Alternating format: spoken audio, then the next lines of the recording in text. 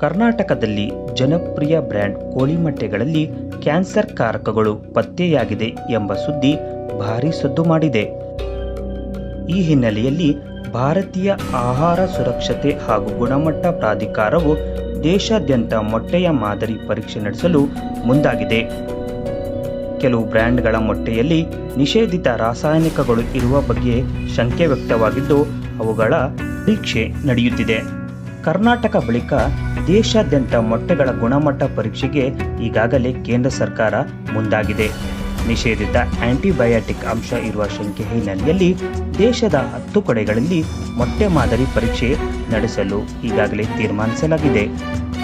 ಮಾರಕ ಎಕೋಜ್ ಬ್ರ್ಯಾಂಡ್ನಲ್ಲಿ ಕ್ಯಾನ್ಸರ್ ಕಾರಕ ಅಂಶಗಳು ಪತ್ತೆಯಾಗಿವೆಯಂತೆ. ಕರ್ನಾಟಕದ ಹಲವೆಡೆ ಮೊಟ್ಟೆ ಮಾದರಿಗಳ ಪರೀಕ್ಷೆ ಈಗಾಗಲೇ ನಡೆಯುತ್ತಿದೆ. ಮೊಟ್ಟೆ ಸೇವಿಸಲು ಜನರು ಮುಂದು ನೋಡುವಂತಾಗಿದೆಯಂತೆ. ಹೆಚ್ಚು ಪ್ರೋಟೀನ್ ಹೊಂದಿರುವ ಮೊಟ್ಟೆಯಲ್ಲೇ ಕ್ಯಾನ್ಸರ್ ಕಾರಕ ಅಂಶ ಪತ್ತೆಯಾಗಿರುವುದು ಜನರಲ್ಲಿ ಆತಂಕ ಸೃಷ್ಟಿಸಿದೆ.